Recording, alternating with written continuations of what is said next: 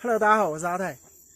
我后面呢有几户人家住在这里哈，等于去年年底的时候呢，最后住在这里的一户人家已经搬迁到城里面去了。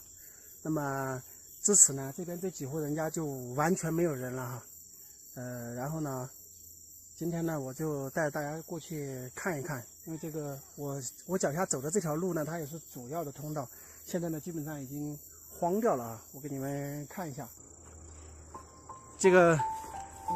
这条路啊，以前是这边这几户人家的主要通路，大家可以看得到啊，现在没人走了，已经草都长这么深了啊。咱们现在就过去看一下那边那几户人家的这个房子现在是一个什么样子啊，什么状态。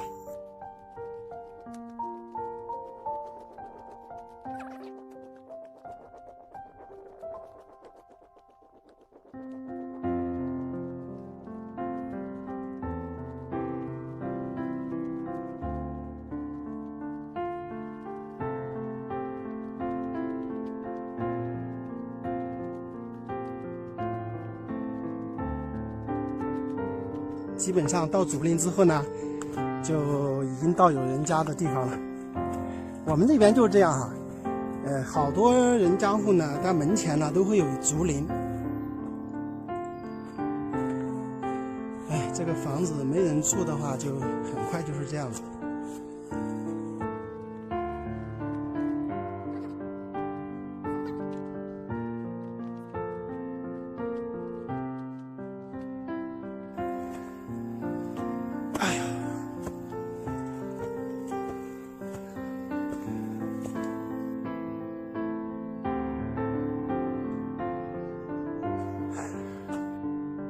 这上面也有几家，也有几户啊，上去看一下。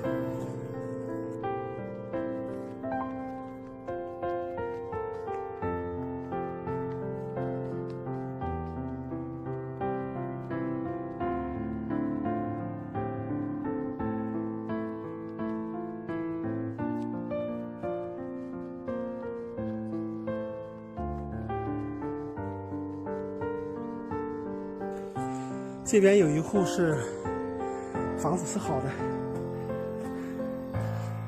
过去看一下。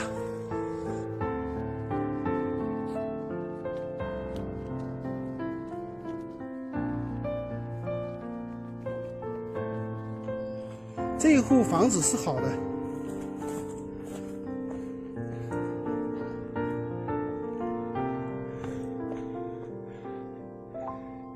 这一户的房子保留比较完好。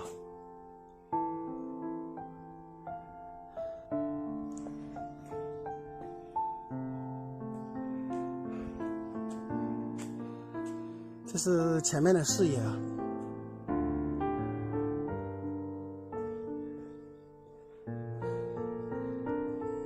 我跟大家介绍一下这里啊，这一个小组呢大概是5户人家。那么刚才我们上来看了之后呢，这房子基本上都已经破了，只有这一家房子还是好的。他们这里的所有人已经全部搬迁，等于这一片没人了，已经没有人了。然后这个位置的交通是这么一个情况啊，他们去年年底大家有挖一下路，但是挖了之后呢又扔在那里，基本上也不大可能通路了。然后从这里步行，就是从这里步行到公路上呢，大概是走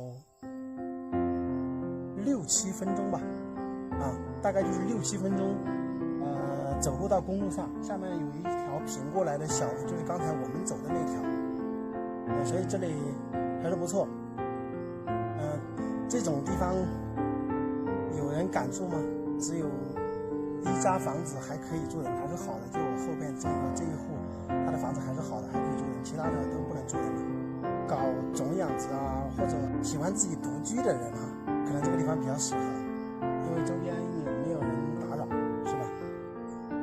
这个位置呢，也有一个比较严重的问题，就是缺水也是没水。那么整一个坡过去全是土地，要到底下大概要下去200多米的位置才有水沟200-300米的位置才有水沟。所以水位太低了，那么这上面呢就不好弄。这里仅存的完好的一栋房子呢，就在这里哈。如果你喜欢这里看得上的话，也可以过来看一下。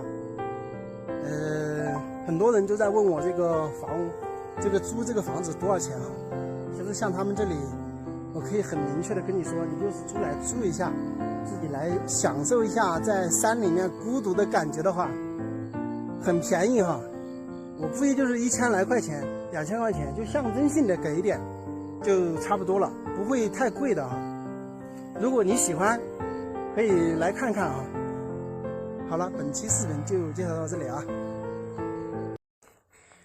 大家好，给大家介绍一种水果哈，最迷你的水果，我们这里叫红籽啊。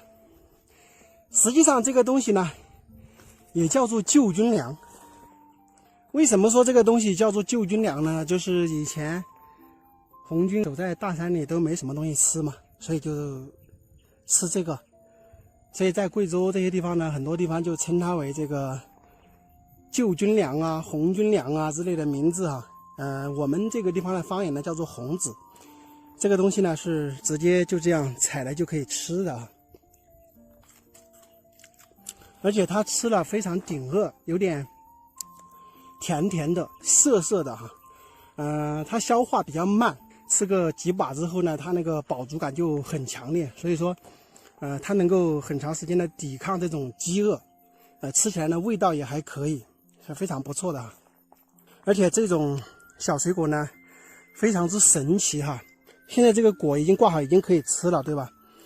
它会一直是这个样子，要持续到明年正月，中途会慢慢的掉一点哈，但是它还会保留一些这个果子在这个上面，等到明年开花的时候它还在啊。所以这种植物就这么神奇啊。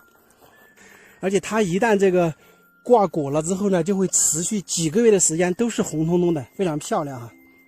所以这个也可以，大家也可以把这个果子，把这种红紫树啊当成那种家里面的盆景啊、景色啊来种一些哈，非常漂亮的。大家吃这个呢，不要怕脏啊，直接就是一把一把的，然后就这样。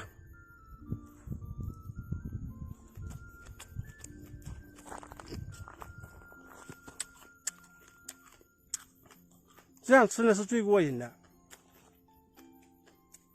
随便吃几把进去就是饱足感是非常足的。如果说是你饿了，这个采2把来吃，马上就充满能量。